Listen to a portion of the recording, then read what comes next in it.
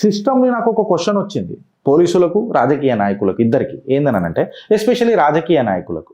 కోమటిరెడ్డి గారు ఏదైతే emotional out bust అయినరు చూడు, ఎమోషనల్గా, మళ్ళీ ఇది స్మియర్ క్యాంపెయిన్ కాదా, ఇన్ హ్యూమన్ కాదా?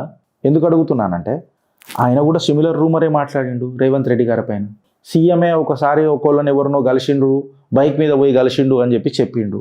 అంటే ఇది క్లియర్ కట్గా ఇంటర్నల్ రిఫ్ట్ ఏదో చూపుతున్నాడు కదా. ఆపోజిషన్ వాడు మాట్లాడలేదు, సొంత కాంగ్రెస్ మినిస్టరే మాట్లాడిండు. ఇది మాట్లాడింది ఎవరు ముంగట? మీడియా పర్సన్ల ముంగట మాట్లాడిండు. మీడియా పర్సన్కి టిప్ ఎవరు ఇచ్చిండ్రు? రాజకీయ నాయకులు ఇచ్చిండ్రు. ఏ రాజకీయ నాయకులు ఇచ్చిండ్రు? అధికార పార్టీలో ఉన్న రాజకీయ నాయకులు ఈ టిప్ ఇచ్చిండ్రు. ఈ టిప్ ఇచ్చినప్పుడు, మాట్లాడినప్పుడు మీడియా వాళ్ళు అది రాస్తే మాట్లాడినోడిది తప్పు కాదు, కానీ రాసినోడిది తప్పు అని అనడము హిపోక్రసీ కాదా? నేను అడుగుతున్నాను. జస్ట్ ఒక సింపుల్ క్వశ్చన్. మళ్ళీ పోలీసు వాళ్ళు ఈ స్మియర్ క్యాంపెయిన్ని ఎట్లా హ్యాండిల్ చేస్తారు నేను అడుగుతున్నాను. మళ్ళీ ఈ కోమటిరెడ్డి గారు మాట్లాడిన ఏదైతే బైక్ అలిగేషన్ ఏదైతే ఉంది చూడు, ఇది డైరెక్ట్ సీఎం గారిని టార్గెట్ చేసినట్టుందిగా. ఎవరు పబ్లిక్లో మాట్లాడలేగా.